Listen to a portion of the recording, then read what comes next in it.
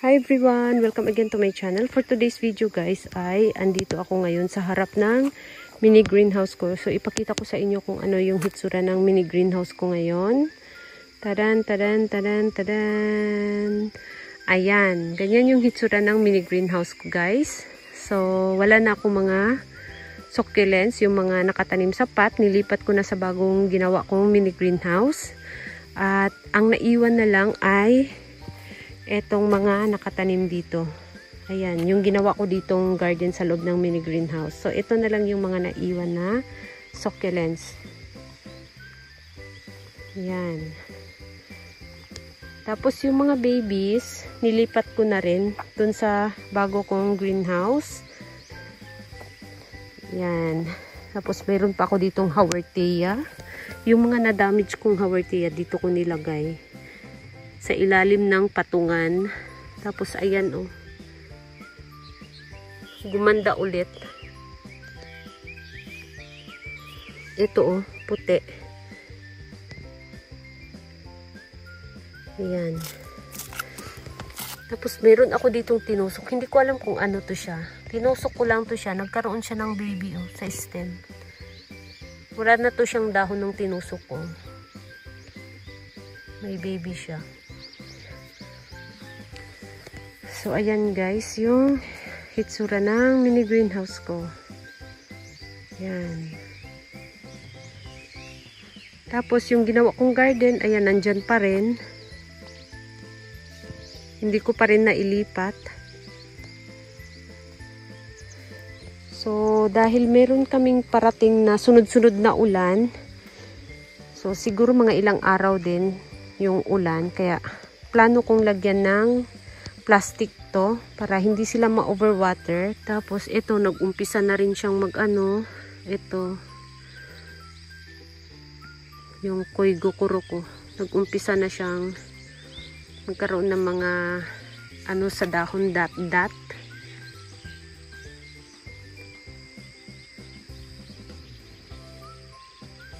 Si moonstone, ayan, napakatigas ng dahon ni moonstone. Sobrang tigas. Ito naman siya si Peach Boy. Yan, sobrang tigas. Parang puti na yung hitsura ni Peach Boy. Si Ririna. Yan. Ito si Hana Urara. Ang ganda ng kulay ni Hana Urara. Diba? Ang ganda ng ano niya, dahon niya.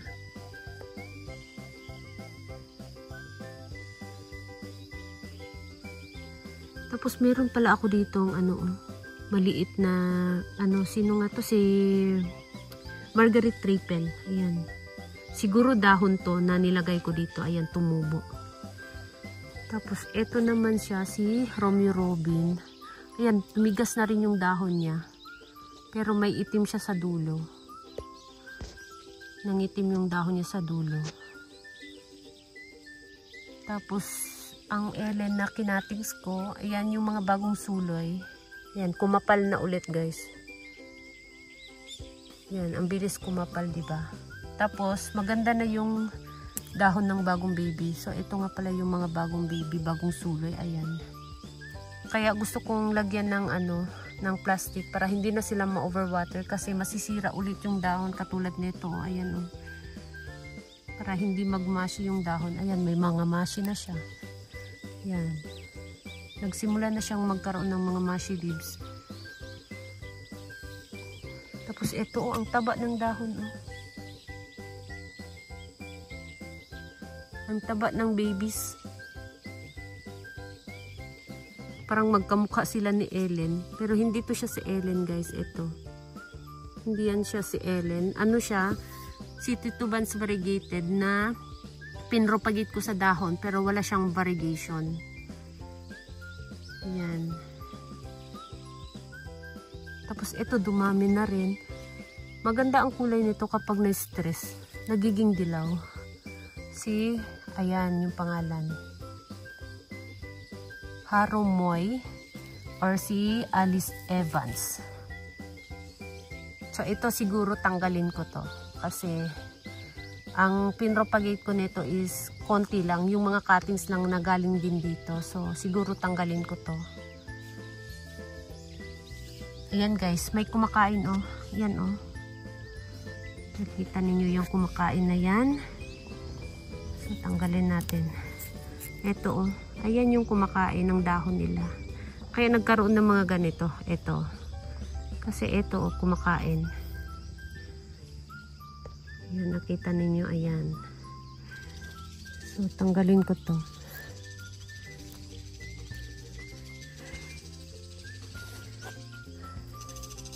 So, pisilin ko. Ayan. Kahit nagbudbud na ako dito ng gamot. Ayan. Lumalapit pa rin sila.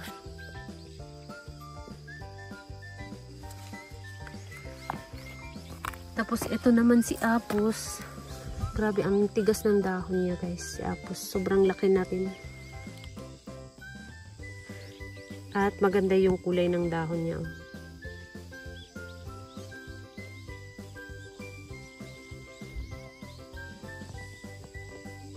Yan, gumaganda na yung kulay ng dahon niya. Tapos, itong isang Apus naman dito, nag-start na rin siya magkaroon ng mushy leaves. Ayan, sa gitna. Ito, mga mushy leaves. Ayan.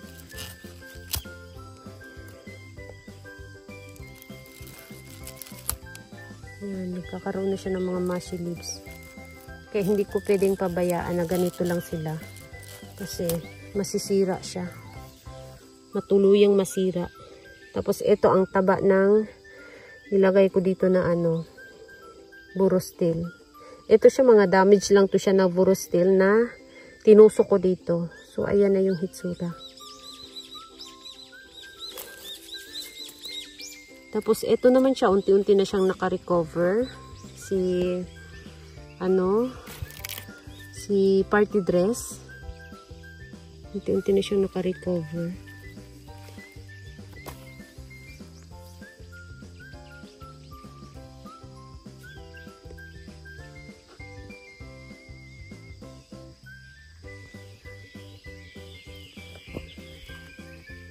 At syempre, ito, tanggalin ko rin to dito.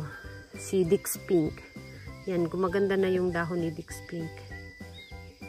Kasi, dati yung Dix Pink ko na nilagay ko sa, dun sa bahay, sa garden, nagkaroon siya ng frostbite during, winter time. So, baka ito, magka-frostbite, sayang. Ayan, kasi gumaganda na ulit siya. So, ilagay ko siya sa pot. Ilagay ko siya sa loob ng greenhouse ko. Hindi ko siya, pwedeng iiwan dito. Yung iba is okay lang kasi marami na akong naipropagate. Pero ito ay dalawa pa lang yung Dix Pink ko. So, sayang kung masira. Malaki na siya. Tapos, moonstone ulit. Ito, napakalaking moonstone. Sa lahat ng moonstone ko, ito ang pinakamalaki sa lahat.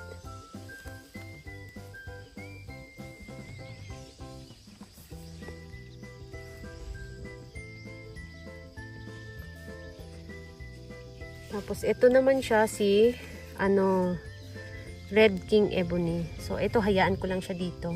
Dito lang muna siya during winter.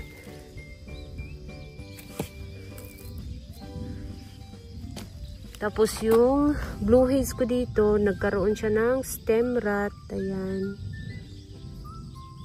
Ito na lang yung naiwan. Yung stem na lang yung naiwan.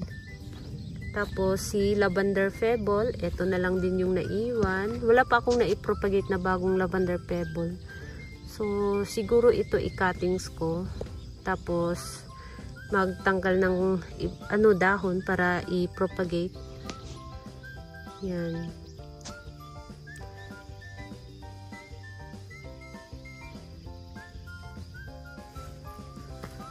So, parang hindi na sila maganda dito banda. Kasi ang dami ng mga, napansin ko dito, katagalan. Nagkaroon na ng mga, yung mga dahon nila, unti-unti nang nagkakaroon ng mga itim-itim. Ayan, katulad nito. So, ito, dati hindi siya nagkakaroon ng mga ganito sa dahon, yung mga itim-itim. So, ngayon lang. Ngayong taon lang. So, etong titubans, tanggalin ko siya dito. Ayan. Ilagay ko na lang siguro siya sa pot. Pati yung mga dahon na nagkaroon ng babies, ayan. Marami siyang mga dahon dyan na nagkaroon ng babies. Pati dito, ayan. Ilagay ko rin sa sa pot. Gusto ko kasi itong titubans to. Kasi maganda yung kulay niya, nagpipink siya. Tapos ito, mag-propagate ako nito ng konti. Yan, magtanggal ako dito, mag-cuttings ako dito.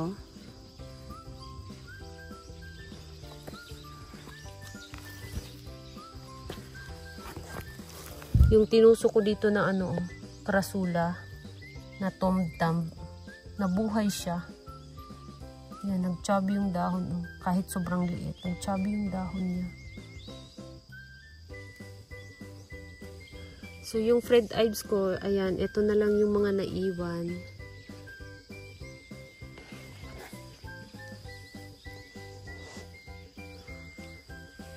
So, ito gumaganda na yung kulay, na siya, nagpipink na siya.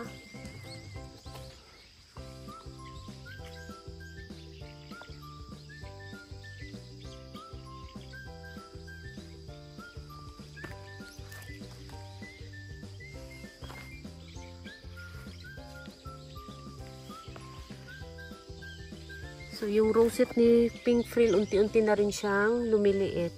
Yan.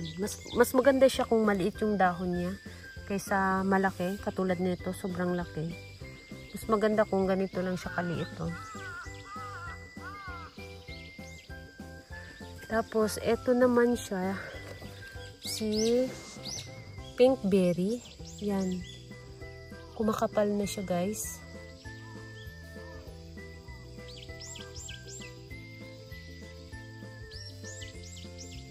Tapos yung mga bronze ko, ayan, kumakapal na rin siya. Kaya lang, kinain siya ng uod. Ayan, pinakain yung mga dahon.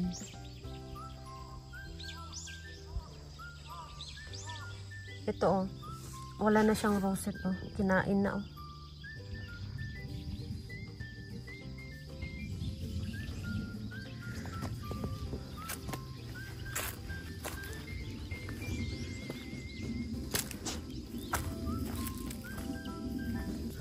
mga campfire. Nilagay ko lang to siya dito. Napaka konti, napakaliit na lang. Yung yung malapit to siyang mag-goodbye. Nilagay ko dito sa sa likuran. So ngayon ayan. Ang bilis niyang naka-recover at ang bilis niyang dumami. Yan, ganyan na siya ngayon karami. So, maganda to siya kasi pumupula to siya, sobrang pula. So, magtanggal ako nito, ilagay ko siya sa pot. So, ito siya, pwede rin siyang i-propagate sa dahon. Nagkakaroon din siya ng baby sa dahon kapag pin-propagate mo.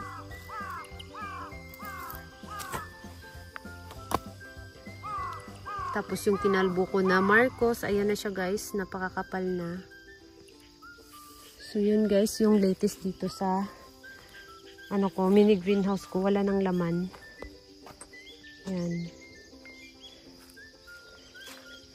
So, yun lang guys. So, sunod naman yung bago kong greenhouse. Ipakita ko naman sa inyo next upload ko. Ayan. Thank you so much for watching and please don't forget to subscribe and like to my channel.